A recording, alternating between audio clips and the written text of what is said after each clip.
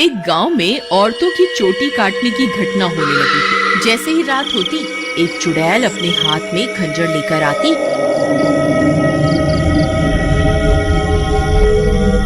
और जो भी औरत उसे सोती हुई मिलती, वह चुड़ैल उसकी चोटी काट कर वहां से चली जाती।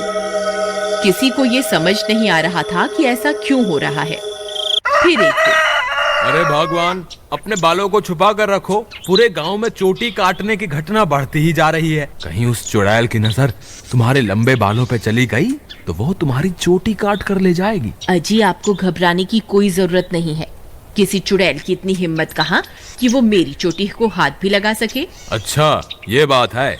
जैसी तुम्हारी मर्जी। मेरा काम था तुम्हें होशियार करना। अगर चोटी कट गई तो फिर मेरे पास रोते हुए मत आना। इतना बोलकर भीमा वहां से चला जाता है। फिर रात होने पर वह चोटी काटने वाली चुड़ैल फिर से गांव में आती है। वह अपने शिकार को इधर उधर ढूंढ रही होती है। तभी उसे एक घर की खिड़की से एक औरत सोती हुई दिखाई देती है। वह चुड़ैल उस घर में घुस जाती है और उस औरत की चोटी काट लेती है।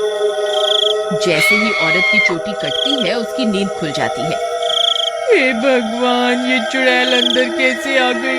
हाय, मेरी चोटी कहाँ गई? अरे मर गई रे, इसने तो मेरी चोटी काट ली।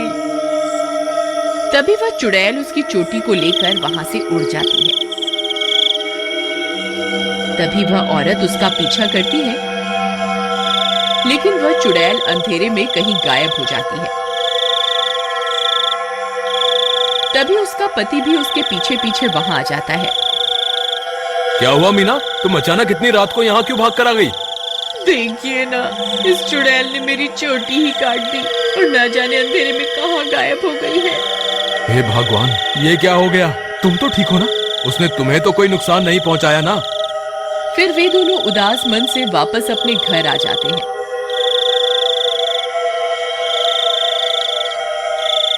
अगले दिन सुबह होने पर मीना की चोटी कटने की बात पूरे गांव में फैल जाती है। सब लोग उस चुड़ैल के बारे में बातें कर रहे होते हैं। फिर भीमा को अपनी पत्नी की फिक्र होती है, तो वह अपने घर की ओर चल देता है। घर पहुंचकर वह अपनी पत्नी के कमरे में जाता है तो देखता है कि उसकी पत्नी अपने बालों को संवार रही होती है। अरे सुमन, तुम्हें पता चला? कल रात को मेरे दोस्त मोहन की पत्नी की चोटी उस चुड़ैल ने काट ली। मुझे तो तुम्हारे लिए बहुत डर लग रहा है, कहीं वो चुड़ैल यहाँ ना आ जाए।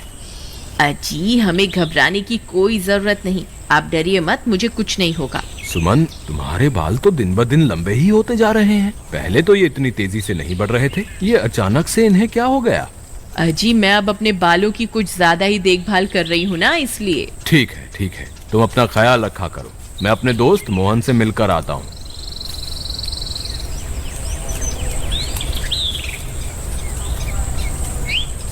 अरे भाई मोहन, तुम कैसे हो? भाभी के बारे में पता चला, सुनकर बहुत दुख हुआ। क्या बताऊं भीमा भाई, जब से मीना की चोटी कटी है उसका तो रो रो कर बुरा हाल है। और बताओ, सुषमा भाभी तो ठीक है ना?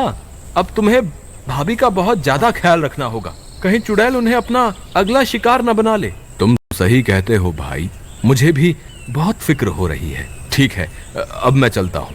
तुम अपना और मीना का ध्यान रखना। फिर इतना बोलकर भीमा वापस अपने घर आ जाता है।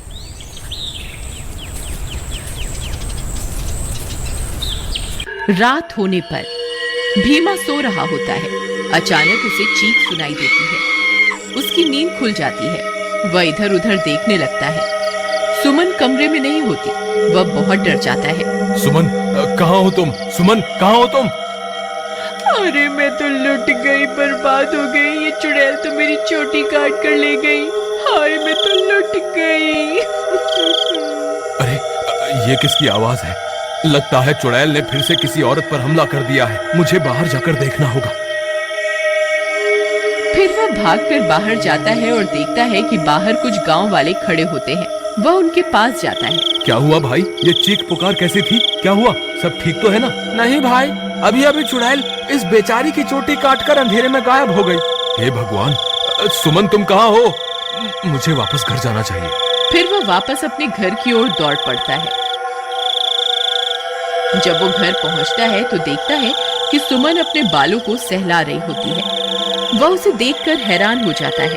सुमन, तुम कहाँ चली गई थी? तुम्हें पता है अभी चुड़ैल ने फिर से किसी की चोटी काट ली। क्या तुम्हें बिल्कुल भी डर नहीं लग रहा? सुमन उसकी बातों को अनसुना कर देती है और खुशी खुशी अपने बालों को सहलाती रहती है। सुमन के बाल अब और भी लंबे हो चुके होते हैं। ये क्या सुमन, तुम्हारे बाल तो एक दिन में ही इतने लंबे हो गए, ये कैसे हो सकता है? भीमा सुमन के बाल देखकर घबरा जाता है। उसे समझ नहीं आता कि आखिर ये सब चल क्या रहा है। फिर अगले दिन सुमन के बालों की लंबाई की चर्चा पूरे गांव में फैल जाती है। सब लोग उसके बालों के बारे में बातें कर रहे होते हैं। अरे भाई, जब जब चुड़ैल किसी की चोटी काटती है तब तब भीमा की पत्नी के बालों की लंबाई बढ़ जाती है। मुझे तो लगता है भीमा की पत्नी ही चोटी काटने वाली चुड़ैल है। भीमा उन सारे गांव वालों की बातें सुन रहा होता है। उसे कुछ समझ नहीं आता कि वह अब क्या करे। फिर वह अपने दोस्त मोहन के पास मदद मांगने जाता है। मोहन भाई, मुझे लगता है सुमन ही चुड़ैल है जो गांव में सबकी चोटी काट रही है। तुम ऐसा क्यों कह रहे हो भाई? भाई, जब जब किसी की चोटी कटती है तब तब सुमन की बालों की लंबाई बढ़ जाती है। और कल जब चुड़ैल का हमला हुआ तब सुमन अपने बिस्तर पर भी नहीं थी, फिर अचानक पता नहीं कहां से आ गई। अगर ऐसा है तो हमें कुछ ना कुछ करना होगा। तुम आज रात को सोने का नाटक करना, फिर जैसे ही भाभी घर से निकले तुम उसका पीछा करना, तब दूध का दूध और पानी का पानी हो जाएगा। मोहन भाई, तुम भी मेरे साथ मेरे घर चलो, तुम वहीं छुप जाना, फिर हम इसे रंगे हाथों पकड़ेंगे। ठीक है, चलो फिर।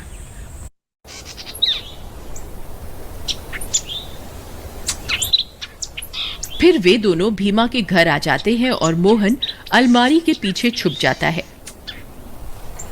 रात होने पर भीमा सोने का नाटक करता है। तभी सुमन उठती है और घर से बाहर निकल जाती है। भीमा भाई उठो, देखो भाभी घर से बाहर निकल गई है।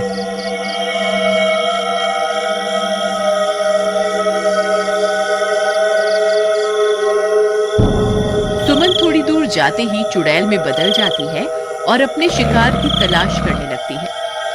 भीमा और मोहन की आंखें फटी की फटी रह जाती हैं। भीमा भाई, तुम्हारा शक सही निकला, तुम्हारी बीवी तो चुड़ैल निकली। मोहन भाई, अब क्या करें? ये जरूर अपने शिकार की तलाश में निकली होगी। अगर हमने इसे नहीं रोका तो आज ये फिर से किसी की चोटी काट लेगी। लेकिन भीमा भाई, भाभी सबकी चोटियां क्यों काट रही है? मुझे क्या पता भाई, जब तू अपनी भाभी से मिलेगा तो पूछ लियो। चलो इसका पीछा करते हैं। थोड़ी दूर उसका पीछा करने पर चुड़ैल एक जगह पर रुक जाती है। फिर वह इधर उधर अपने शिकार की तलाश करने लगती है। तभी चुड़ैल की नजर एक घर पर पड़ती है और वह उस घर में घुस जाती है। वहां उसे एक औरत सोती हुई दिखाई देती है। भीमा भाई, भाभी तो एक घर में घुस गई, अब क्या करें? अरे बेवकूफ, ये भाभी भाभी क्या लगा रखा है? इस वक्त वो तेरी भाभी नहीं है, वो एक चुड़ैल है। चलो हम भी इसके पीछे चलते हैं। अरे वाह, इसके बाल तो बहुत लंबे हैं, आज इसे ही अपना शिकार बनाऊंगी। तभी भीमा और मोहन वहां पहुंच जाते हैं। रुक जाओ भाभी, मैं आपको ऐसा नहीं करने दूंगा। ए चुड़ैल, वहीं के वहीं रुक जा, नहीं तो तुझे जान से मार देंगे। देखो सुमन, तुम ये ठीक नहीं कर रही हो, तुम्हें अभी के अभी ये सब रोकना होगा। ए मूर्ख इंसान, मैं कोई तेरी सुमन नहीं हूँ, मैं एक चुड़ैल हूँ। बस मुझे थोड़े और बालों की जरूरत है, फिर मैं महाशक्तिशाली बन जाऊंगी। फिर हर तरफ सिर्फ मेरा ही राज होगा। भीमा भाई, तुम इसे बातों में उलझाओ, मैं पीछे से जाकर इसकी चोटी काट दूंगा। फिर भीमा चुड़ैल को अपनी बातों में उलझाता है। तभी मोहन चुपके से चुड़ैल के पीछे पहुंच जाता है और उसकी चोटी काट देता है। अरे मर गई रे, ये तूने क्या कर दिया? मेरे सारे कराए पर पानी फेर दिया। चोटी कटते ही चुड़ैल की सारी शक्तियां खत्म हो जाती हैं और सुमन चुड़ैल के चंगुल से आजाद हो जाती है। अरे भाभी, आप वापस आ गई? मोहन भैया, आपका बहुत बहुत धन्यवाद।